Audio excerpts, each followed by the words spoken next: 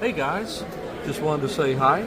I'm sure I don't look like I did when I was 15 to 18 years old going to your wonderful house convention in the backyard there and in the basement. But I wanted to say hi and that I have a lot of good memories of seeing all those pulp lined walls and hanging out with Carl Edward Wagner in the backyard and getting some good deals and so forth. So hope you guys have a great time tomorrow and thank you. Yay!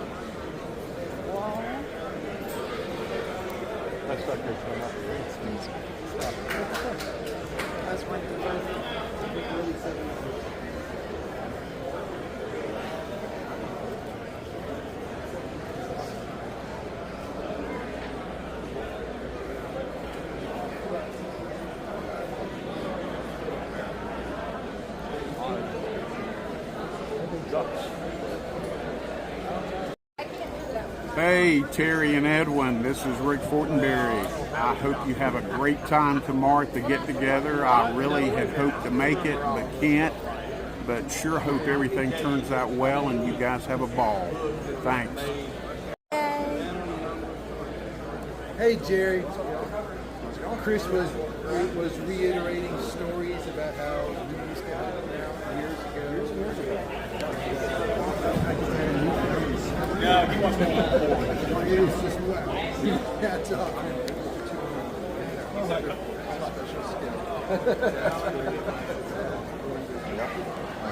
We're doing They should. I've set up in their backyard enough. Well,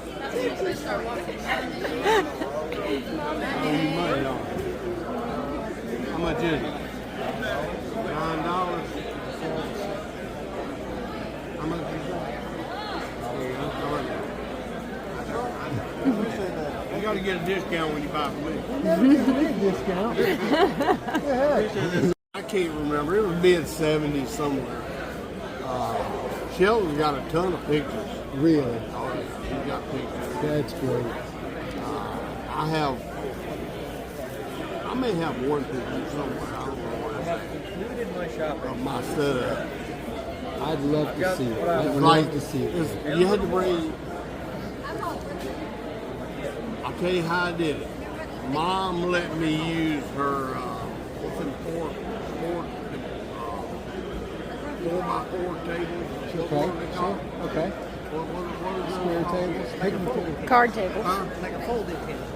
Yeah, Card the table. folding table, but what they got a name for it. Card table. Card table, yeah, the card table. Card table. Mom, we only had like 8 boxes of marbles and probably 6 or 8 boxes of DC. You and your brother. Yeah, together. I mean, it wasn't a lot of books. They're all raw. Yeah. So we put them up under the bottom on the ground, well, on the cement. They had a cement driveway back. And then we put the marbles out there, and people come up and we'd buy them. I'd go inside, keep watch the table, and I'd buy from the guys on the inside. And I'm going to tell you what, they had the most immaculate place in the whole world as far as they had these shells inside. You ever seen the shells? No. Terry's got shell pictures. Look on Terry's Facebook page. He's got pictures of the basement where they had their shows. And I think he's got pictures of people inside. He didn't take none of us. We was on the outside. 500. Pretty good. I traded a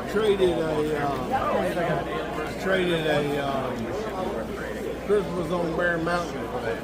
Look at your phone. So that's a pretty hard book to find. That's the first up the street. Tell you what, let's do 450 cash.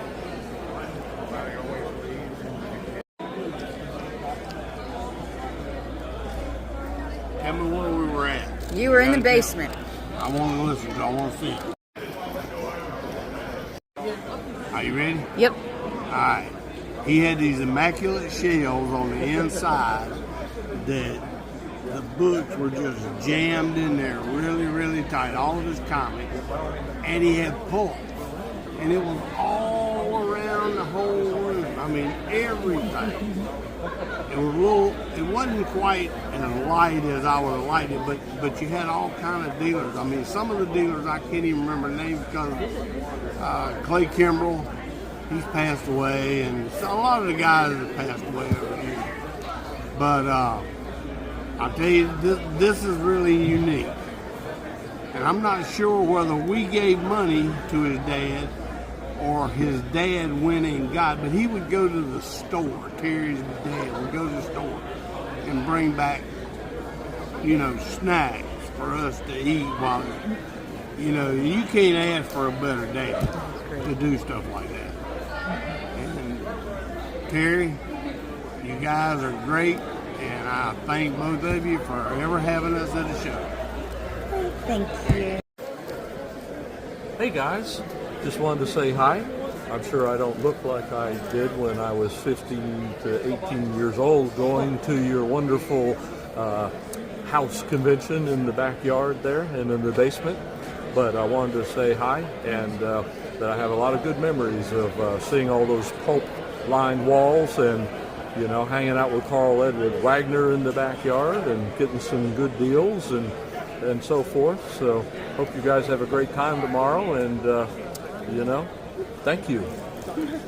Yay.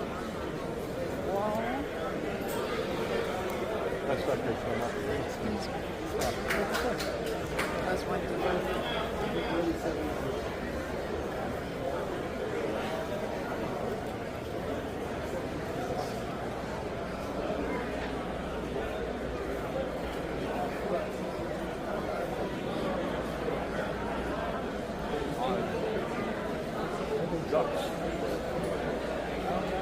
Clay Kimball, he lived there.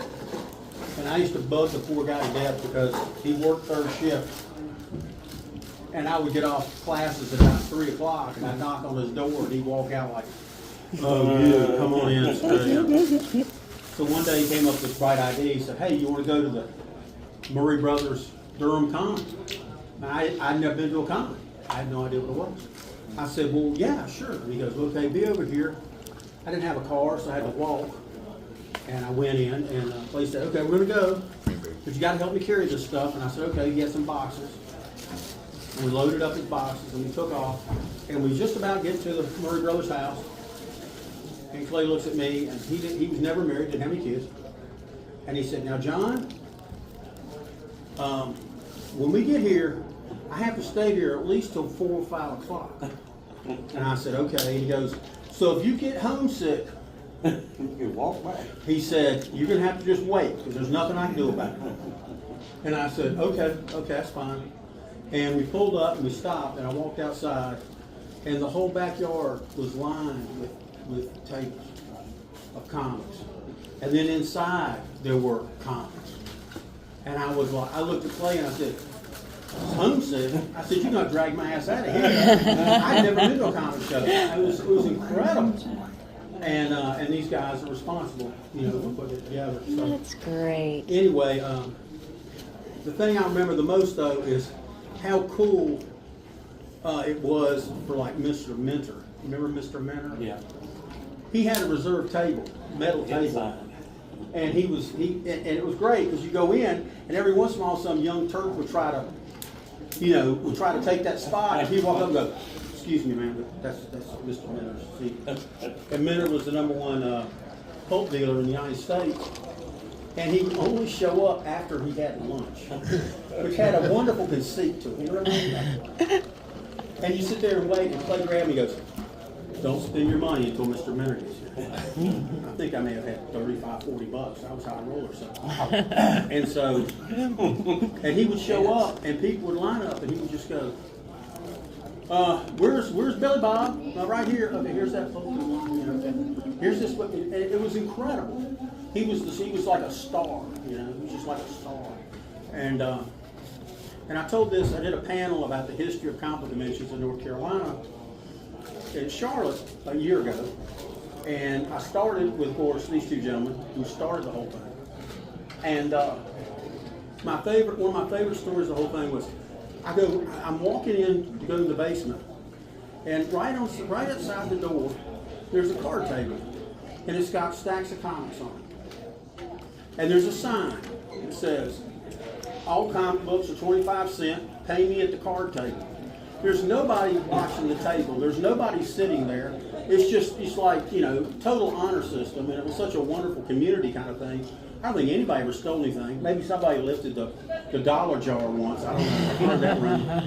But anyway, and so I found some Strange Adventures, and I found a couple of Enemy Apes that I needed, and I went to the door and go to the right. That was the card table. It had the art on the wall. And I walked in, and they're playing games. And they're playing card games. I think it was hearts, could have been spades, I don't know. And they would and I would go, well, I got these books, and he goes, you have to wait till we finish the hand, okay? So I sit over to the side with my comics, waiting for them to finish playing their cards. And they finished playing the cards, and I'm like, okay. And Yance was playing, and I was like, okay. And then I walked up, and I said, which one of you guys has the card table? And he goes, that's me. Hand to him. Flip, flip, flip. It's a good choice. Good choice. It's about $1.50. Okay, here you go. Thanks. Okay, shuffle them up. And that was it. Well, what a great experience to think that back then there was such a community and such a wonderful warmth. Because it never occurred to anybody to steal off the table. Ever. I mean, it was just, no, they didn't. And then there was this... Yep, that one got There was this one guy who showed up in a van, a big white van. He'd open up the doors. He'd put 2 sets of new comic books out. He'd open up the back of his van, and he'd have the back issues. And that was Sheldon Drum when he first started. Right. And everybody kind of hated him because he had racks of new comics. So he was trying to make money with comics.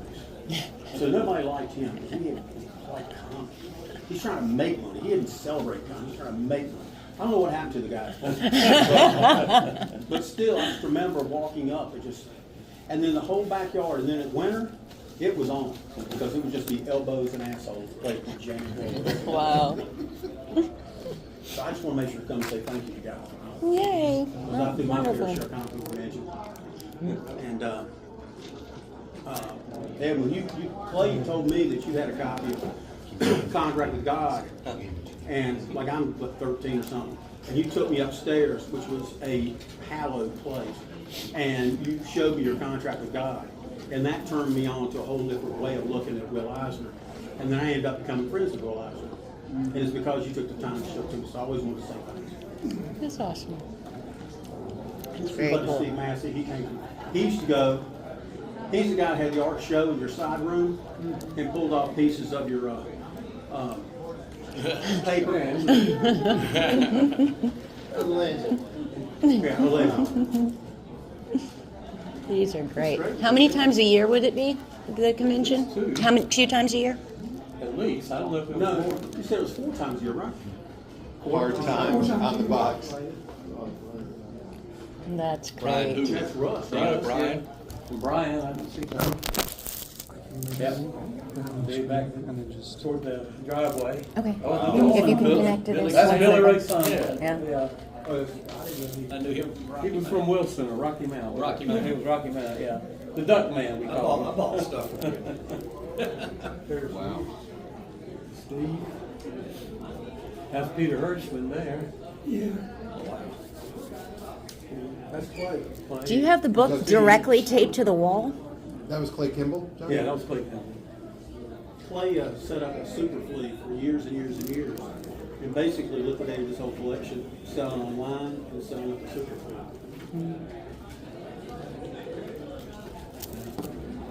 That's an early one there. Everybody's moving real fast there. Science fiction books for kids. Right. Might have been at the last one. Could have been. I know the last mail he sent out, he mentioned Russ and Later I Peter, studied. and I'll put it on Raleigh shows, but he also mentioned the fact that I put on Coupling Greenville as reasons for not doing it anymore. He went back to We got this World War covered I. now. He Because I was at state was there 77. taking Right. pictures. It would have been in that Began period. with Sometime the in that period. and competitors for the contract for Alexander Graham Bell and the Wright Brothers. He was doing for both of them. He's good buddies with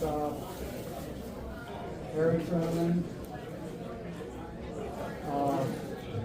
And These little booklets. The earliest Yeah, I made it I to, did you his- couldn't get early as I spent 75, but like, 2-3 years might have been early. researching I'm getting his wrong. life, Bibles. and I did a biography of And they him.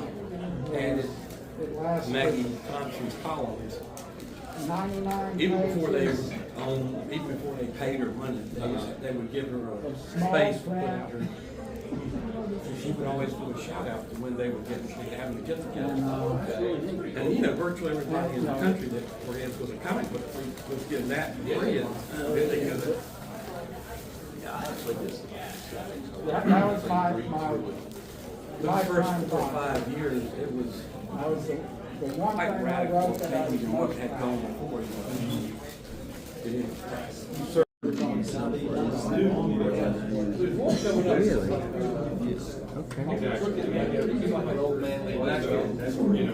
Sent back the lecture, the hardest thing to get when he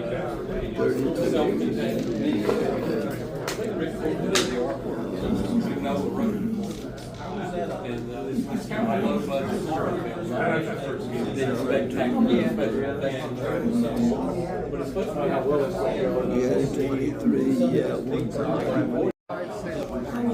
That'd be original art signed numbers. So it's like those are some of my favorites. I just hang with them. Two brothers. Yeah, that's my story. That's as close as I got. Sorry. Oh, that's great. We got together. That's cool. With Charles Lawrence, and we drove up there. Charles had been up there before, but first we had car trouble, so we had to turn around and get my car. Then we got totally lost, and finally got there at 4 o'clock. And people were leaving, carrying great big stacks of comics. And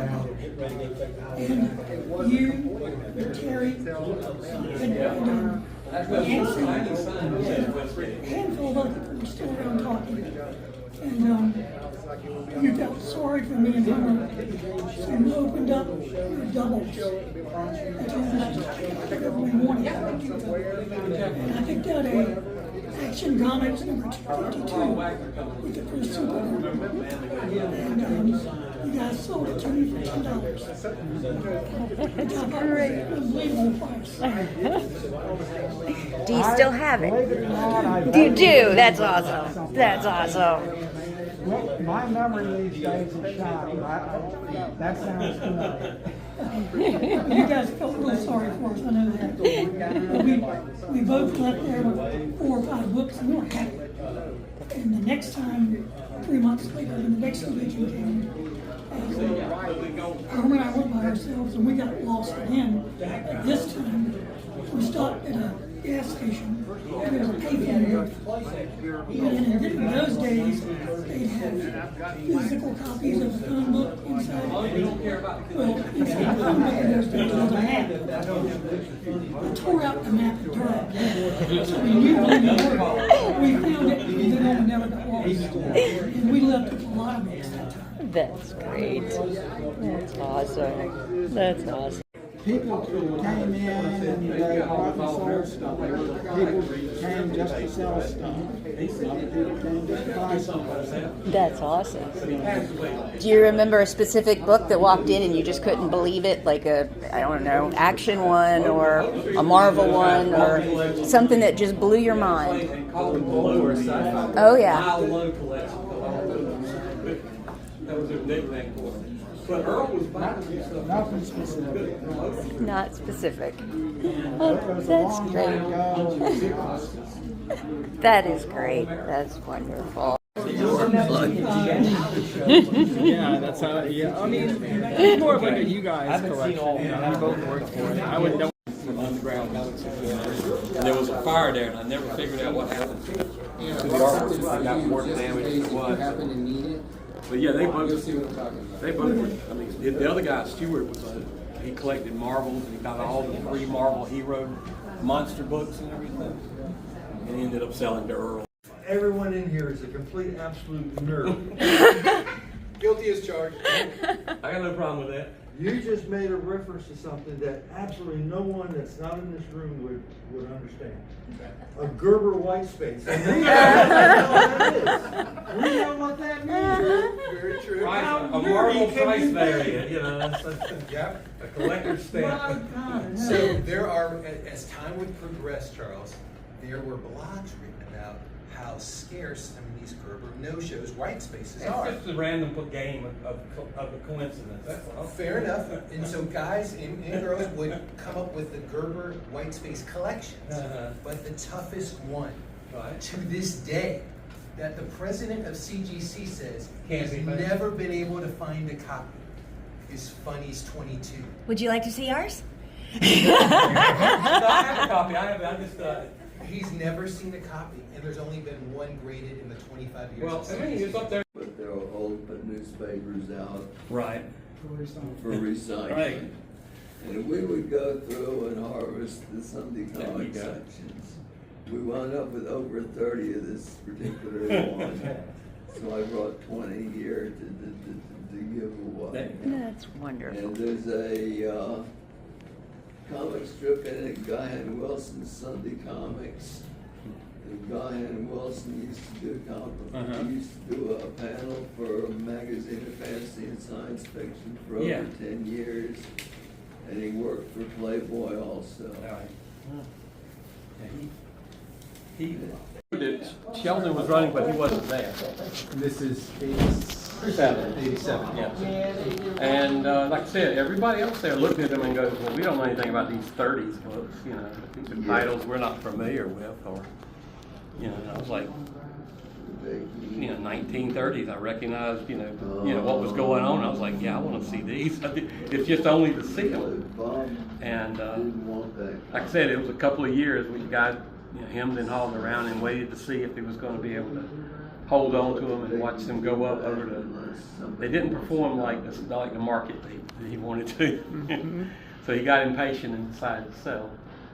And he showed up with a number one, and I had to go through the pages and make sure it was all there, and that was nerve-wracking in and of itself. And I said, you need to get these in bags as soon as possible and all that. But So there's just a stack of comics. a stack of nothing in protecting them, and I had to sit there and take photographs of them, and so that I could. You know, he didn't want to send them off or anything, but you know, I could show pictures or whatever. But you know, the bulk of them were not. They were kind of brownish, you know, but not. And some were brittle. I mean, they were, but not the Marvel one. The Marvel one was in exceptional condition. You know, I would put it at very fine or more. You know, it's the kind of book that, yeah. I mean, it was worth way more than every. I mean, it was the item that was worth so much more than the rest of the books combined, even with all those at Detective. If there had been maybe a Detective 1 and a 27, those would have beaten it, but yeah, I mean, just And on a at that random time, issue. that was arguably the most valuable comic that existed, right? Marvel one, at some point, past Action one, hadn't it? It was, you know, there were 3 books that they always touted as the top 3, and it was Action, Detective, and Marvel. But you know, because Marvel's characters morphed into different characters, the Human Torch wasn't as big a deal, I guess, as Superman or Batman. But yeah, I mean, it's still in the original Overstreet. That was part of the top 3 anyway, for years and years, and still is, as far as I can tell. I mean, and why wouldn't it be? Marvel's now owned by Disney, and Disney owns the world, and they are our Batman. So that makes them more valuable right there. Your copies are